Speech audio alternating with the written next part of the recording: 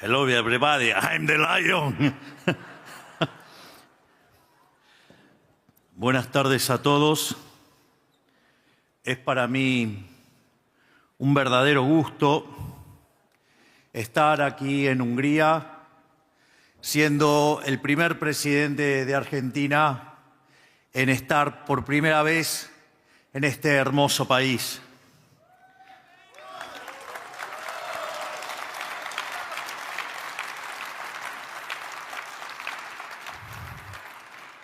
Un país que admiro por tantas mentes brillantes, en especial por uno de los más grandes genios de la humanidad, como fue, por ejemplo, John Boy Neumann, y toda una tradición de grandes matemáticos. Además, un país de una enorme historia, una gran tradición y, sobre todas las cosas, un país emblema de lo que es la lucha contra los colectivistas, ya sean las versiones asesinas de los colectivistas o las versiones de buenos modales, globalistas, woke, socialistas o zurdos. Una nación con la que compartimos el amor por las ideas de la libertad y con cuyo primer ministro Viktor Orbán nos une una fraternidad personal y un sentimiento de admiración mutua. También es un placer ser parte de una nueva edición de CIPAC. Nunca son suficientes los agradecimientos a sus organizadores por las invitaciones y por el privilegio de dirigirme una vez más ante un público deseoso de llevar la batalla cultural a todo el mundo. Considero de vital importancia mantener viva esta llama. Me refiero a las ideas de la libertad, que en todo momento hay quienes están intentando extinguirlas. Eventos como este contribuyen a que este fuego siga encendido y sea una guía para todos los hombres del mundo. Hoy vengo a hablarles de un concepto troncal de nuestra gestión de gobierno, que si bien hemos puesto en acción desde el primer momento, tan solo hemos puesto en palabras recientemente. Hablo ni más ni menos de la moral como política de Estado. Esto es, en pocas palabras, una metodología de toma de decisiones basada en un orden inflexible de prioridades, el cual pasaré a explicar. Como ustedes saben, cada decisión que se toma desde un rol del gobierno tiene tres variables a considerar. La primera es la variable moral, es decir, si es éticamente correcto, tal como dijo Marco Aurelio, que lo resumo perfectamente en sus meditaciones: si no es correcto, no lo hagas. Si no es verdad, no lo digas. La segunda variable a considerar es si la medida es eficiente económicamente, es decir, si genera prosperidad. Y por último, en tercer lugar, está la variable de la utilidad política, que es la última en la línea de prioridades, es decir, si al político que toma la decisión le sirve a título personal o no. Para nosotros, que pensamos en generaciones en lugar de ciclos políticos, este orden es claro y autoevidente. Lo moralmente correcto, es decir, la defensa del derecho a la vida, a la libertad y a la propiedad, siempre, sin excepción, están primero. Y el cálculo político siempre, sin excepción, está al final. Este marco moral funciona como una plataforma, diría la única plataforma moral creada hasta la fecha, sobre la cual puede surgir naturalmente el capitalismo de libre empresa, el sistema económico más eficiente a la hora de generar prosperidad y riqueza y sacar miles de millones de la pobreza. Y por último, es el crecimiento económico lo que termina generando la utilidad política, porque cualquier político bajo cuyo mandato su pueblo prospere sacará alguna forma de rédito político. En la Argentina, durante 100 años se hizo diametralmente lo contrario. Los políticos pusieron en duda la propiedad privada, emitieron dinero sin respaldo, endeudaron a generaciones enteras que aún no han nacido y un sinfín de aberraciones económicas y morales de toda índole. Todo con el objetivo principal de favorecer sus trayectorias políticas en el corto plazo, de cada cara elección de turno, en detrimento no solo del bienestar material de sus pueblos, sino de su integridad moral. Y con esto me refiero a que el político transmite su obsesión por el corto plazo al mercado y a la población, obligándola a adaptarse a marcos temporales cada vez más acotados. es decir, el Estado, que debería más que ningún otro actor en una sociedad velar por los intereses a largo plazo de una nación, termina sin poder pensar siquiera a 3 años. De esta manera se revierte el proceso de civilización, empujando a las personas hacia un estado de inmediatez barbárica donde el día a día prevalece por sobre el proyecto a futuro. Y en ningún momento queda esto más claro que en los procesos inflacionarios, en donde la incertidumbre por los precios del mañana llevan a una destrucción del ahorro y la producción de hoy. Así nosotros heredamos un país que venía de años y años repitiendo esta conducta nociva, que nos dejó hacia finales del 2023 al borde de la peor crisis de nuestra historia, con una inflación de más del 200% y que viajaba directamente a una hiperinflación, ya que teníamos una inflación diaria del 1,5%. Fue gracias a aplicar con convicción nuestra heurística que logramos sacar el país a flote. Es decir, de una inflación que venía viajando al torno del 15.000 anual, pasamos a una inflación que está en torno al 30 y probablemente sobre el final de nuestro mandato, en este primer mandato, la terminaremos por desterminar. En el ámbito económico, la búsqueda de la conveniencia política llevó a nuestros políticos a endeudarse constantemente para financiarse a sí mismos y a sus amigos. Al momento de pagar, dado que ajustar el gasto y cumplir los contratos les parecía políticamente inaceptable, optaron por defaultear una y otra vez en nuestras deudas, dinamitando la confianza de nuestro país alrededor del mundo y su capacidad de crecimiento económico. Como eso no alcanzó para dejar de gastar compulsivamente, siguieron haciéndolo, pero financiándolo con emisión monetaria, licuando los salarios de todos los argentinos y destruyendo nuestra moneda, a la que le quitamos 13 ceros en sucesivos procesos inflacionarios que incluyen 2 hiperinflaciones sin guerra y una tercera que logramos evitar a tiempo al asumir nuestro mandato. Y todo esto siempre en un contexto de alta presión fiscal y locura regulatoria que hacían inviable el comercio. Sin duda, la fiesta del gasto público, traducida en déficit fiscal crónico, obedeció en todo momento a las más frívolas necesidades políticas de los dirigentes. Durante 100 años, nuestros políticos, sea por malicia o por ignorancia, pensaron que el camino óptimo a la eficiencia económica era la planificación centralizada. Esto fue un error garrafal que nos condujo al más terrible de los fracasos. Estábamos yendo con destino directo a Cuba y con parada inmediata en Venezuela. Pero esta elección no aplica solo a la Argentina, sino que puede observarse como una constante a lo largo de la historia de la humanidad. Todos los países occidentales han sufrido en mayor o menor medida de la fatal arrogancia de los políticos. Sin ir más lejos, la Unión Soviética, que prometió el paraíso en la tierra, terminó causando la muerte de 100 millones de personas y el regreso del canibalismo en una época donde la tendencia global era la prosperidad. El gran experimento, como lo llamaban algunos intelectuales occidentales socialistas, desde la comodidad de sus países prósperos, llegó a imponer largas penas de prisión a aquellos que desesperadamente por el hambre que generaba su sistema fracasado, robaban un puñado de harina o una mazorca de maíz. ¿O qué decir de Cuba, que tras casi 70 años de una supuesta revolución infantil que solo le importaba a la familia Castro, dejaron una población sumada en la más abyecta miseria y esta semana tuvieron que anunciar un cambio de modelo económico? Es decir, están teniendo su propia perestroika. Y que seguramente antes de mitad de año, con el liderazgo de ese gran hombre que es Donald Trump, probablemente veamos a Cuba libre.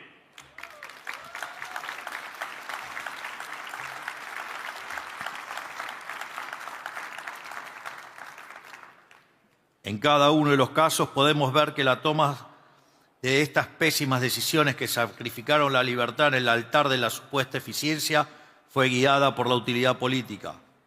La planificación le da infinitos recursos al comunista de turno para hacer lo que le da la gana, y todos estos errores o maldades ocurrieron porque abandonaron pensar primero que nada en el orden moral, o mejor dicho, lo hicieron obedeciendo a su propio orden moral retorcido. Por eso llamamos comunistas a quienes quieren transitar el mismo sendero en los países occidentales, que lograron acumular riqueza haciendo exactamente lo contrario. Y eso vale también para los que son de buenos modales, los socialistas de buenos modales, que se arropan de gente buena y que en fondo dictan políticas que exterminan naciones. Porque si bien ellos siempre reniegan de los sucesivos experimentos fallidos y buscan desmarcarse llamándose a sí mismos socialistas o socialdemócratas, comparten los mismos principios. Por todo esto nosotros, como ya expliqué, tomamos el camino opuesto. Aunque todos dijeran que era imposible, en nuestro primer mes de mandatos hicimos el ajuste más grande de la historia de la humanidad sobre el gasto público para afrontar nuestros pagos de deuda y así comenzar a recomponer la credibilidad de nuestro país. Más o menos para que tengan un orden de magnitudes, bajamos el gasto público en términos reales un 30%, es decir, un ajuste de 5 puntos del PBI que decían que era imposible hacerlo a lo largo de un mandato y lo hicimos en un mes. Porque en un Estado gigante que explota a sus ciudadanos, lo justo es, antes que nada, bajar el peso del Estado. Aunque todos dijeron que era imposible, a los 6 meses de nuestro mandato eliminamos todas las fuentes de emisión monetaria para dejar de estafar a los argentinos con señoriaje y así recomponer la confianza en nuestra moneda, condición fundamental para poder crecer económicamente. Concretamente, esto hace referencia al déficit cuasi fiscal, es decir, el déficit del Banco Central, que era del orden de 10 puntos del PBI. Y eso lo pudimos arreglar en 6 meses. Quiere decir que en el lapso de 6 meses, en nuestro gobierno, hicimos un ajuste de 15 puntos del PBI. Es decir, le devolvimos a los argentinos de bien cerca de 90.000 millones de dólares.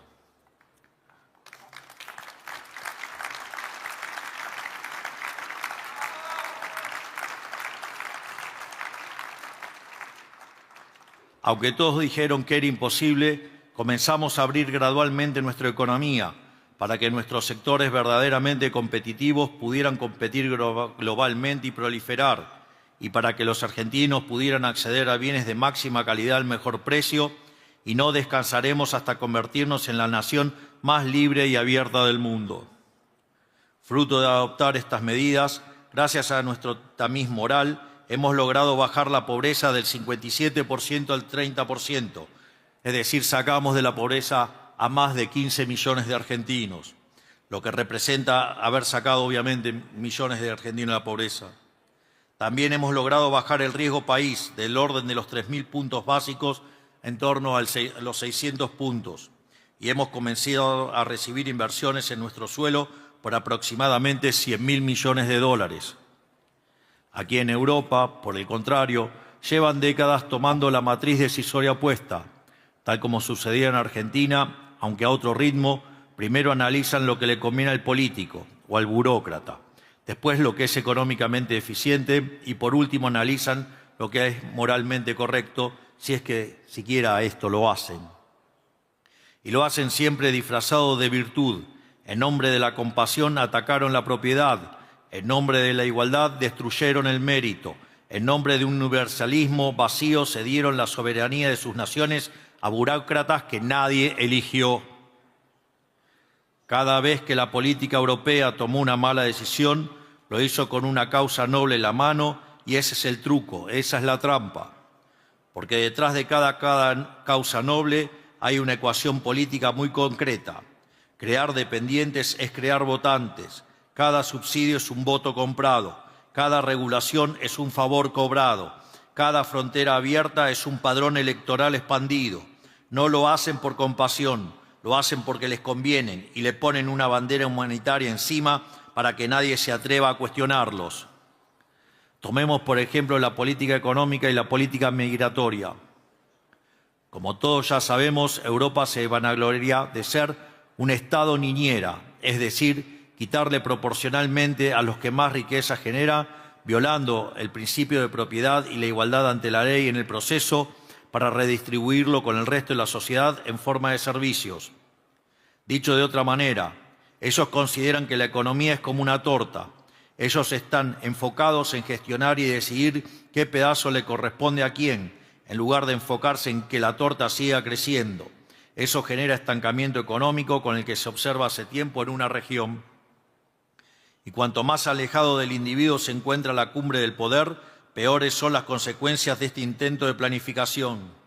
La sujeción nacional a los dictámenes unilaterales de organismos supranacionales reemplaza a la soberanía y a las libertades individuales por los caprichos de los burócratas de turno.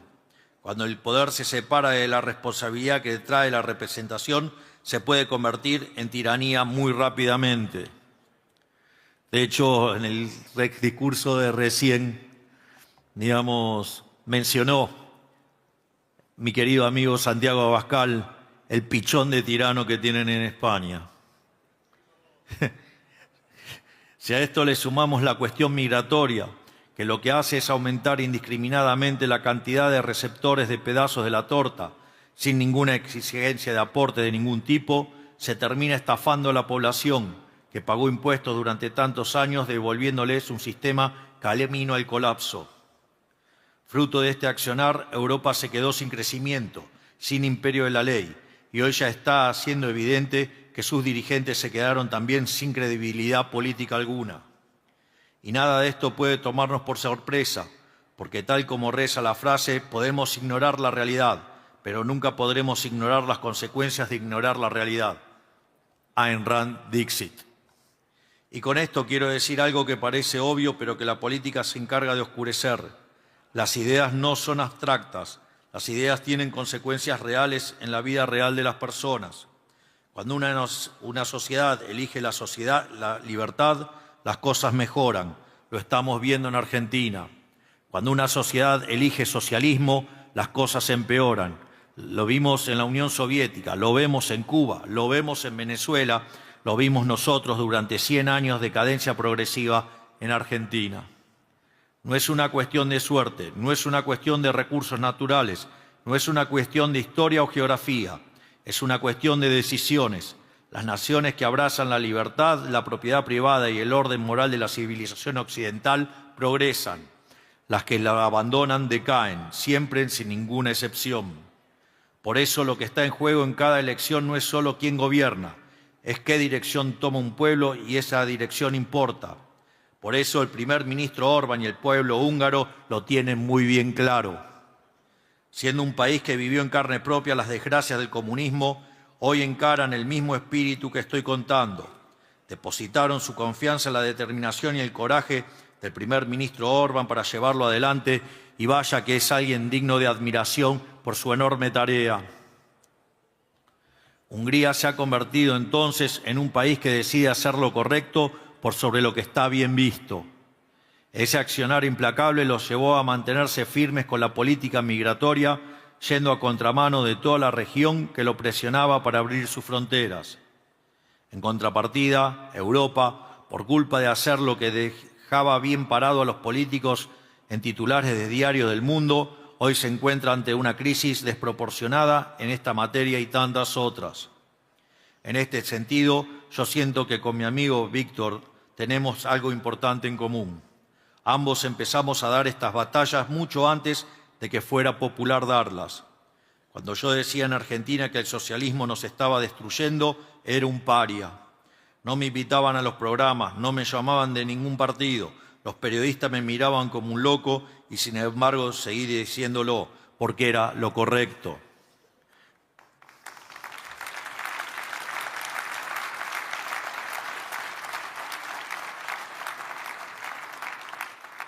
Víctor, en paralelo, fue el primero en pararse frente a toda la Europa bien pensante y decir lo que nadie quería oír, que Occidente estaba en peligro, que Europa se estaba suicidando, que la inmigración masiva sin control no era un acto de generosidad, sino un acto de irresponsabilidad con sus propios pueblos.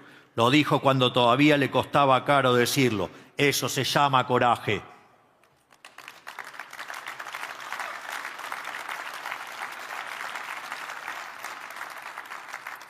Hoy, años después, los hechos les dieron la razón a los que dijeron la verdad a tiempo. Y esto es exactamente lo que distingue a un estadista de un político. El estadista dice lo que es verdad antes que sea conveniente decirlo. Por eso mi mensaje esta noche para todos ustedes es el siguiente. Cuando lo malo y los malos se imponen como norma, es nuestro deber defender con más valentía que nunca la ética, la moral, la justicia y la verdad. Por mucho que lo intenten, por mucho que inviertan en medios, por mucho que impongan legislaciones, no debemos dejarnos convencer de que lo malo es bueno. Lo malo es malo aunque millones de personas lo defiendan.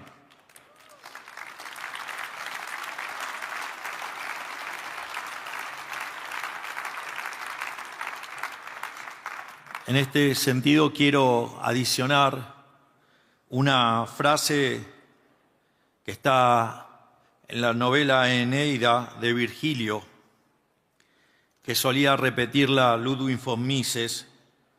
Primero la voy a decir en latín, que obviamente lo voy a pronunciar horriblemente mal, pero lo voy a intentar. Y dice: tu ne cede malis, sed contra audentior ito. Es: jamás cedas ante el mal, sino combátelo con más fuerza. Y vaya que Víctor lo está haciendo.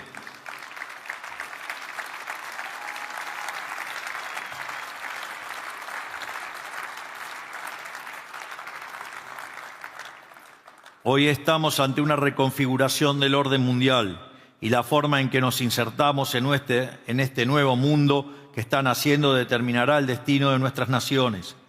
La era de la cooperación global sin brújula moral ha terminado. Demasiadas instituciones que nacieron para mediar conflictos y garantizar la paz fueron capturadas por burócratas que la convirtieron en instrumentos para imponerle a los pueblos una agenda ideológica. Lo que debería ser un árbitro imparcial se convirtió en un actor con agenda propia y el resultado está a la vista. Tiempos de cambio requieren un diagnóstico correcto, una brújula moral calibrada y el coraje para actuar. En este mundo, cada vez más se partirán las aguas entre las naciones libres y las naciones sometidas. Hungría y Argentina son dos naciones que lo tienen muy claro y están abrazando los vientos de cambio. Por eso apoyamos iniciativas como la del Board of Peace del presidente de los Estados Unidos, Donald J. Trump.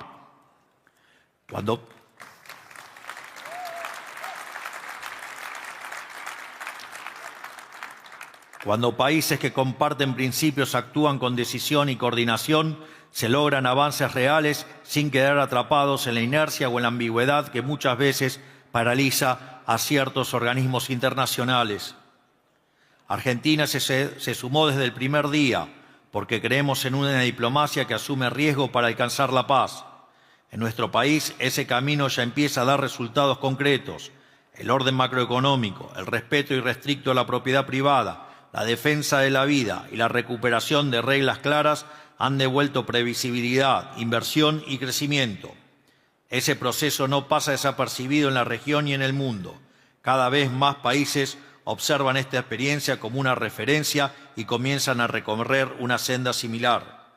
Por dar un ejemplo, ahora Argentina está en condiciones de garantizar la seguridad energética de Europa. Estamos viviendo una fiebre del oro en inversiones de energía. Imagínense que para 2030 exportaremos arriba de 30.000 millones de dólares por año. Europa buscó durante años la independencia energética. Nosotros le ofrecemos algo mejor, un socio confiable con reservas enormes y un gobierno que honra sus contratos. Argentina vuelve así a ocupar un lugar de protagonismo, no desde la imposición, sino desde el ejemplo y de lo que tiene para ofrecerle al mundo, impulsando un movimiento más amplio que busca recuperar la grandeza de la América sobre la base de la libertad. Ese movimiento ya tiene nombre en nuestro continente. Es la decisión de hacer grande a América nuevamente.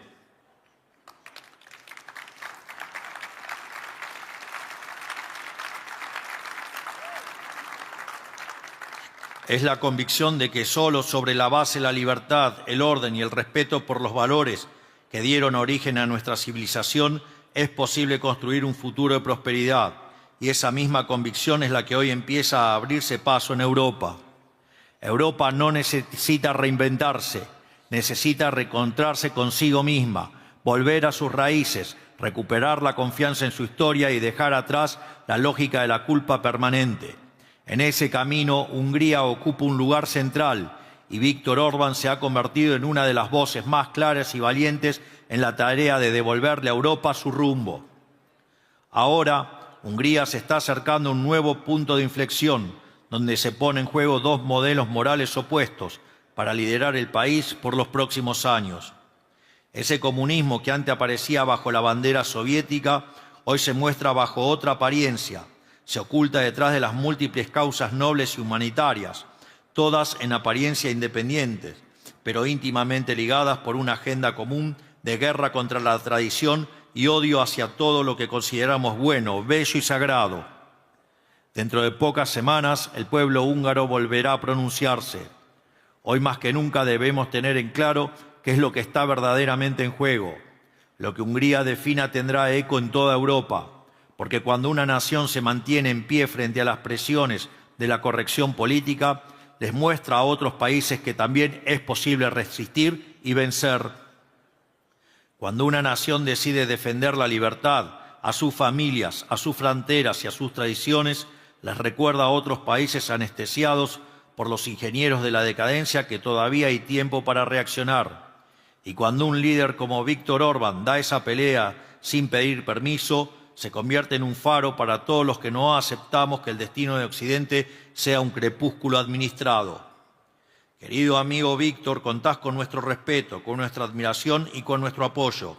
Hungría tiene en vos un líder de coraje excepcional y una vez indispensable para el futuro de Europa. Y todos los que damos esta batalla en nombre de la libertad, sabemos que cuando un hombre de Estado se planta con firmeza en defensa de su pueblo, no solo protege a su nación, también le devuelve esperanza al mundo. Por eso, muchísimas gracias a todos, que Dios bendiga a Hungría, que Dios bendiga a la Argentina, que las fuerzas del cielo nos acompañen y ¡viva la libertad, carajo! Muchas gracias a todos.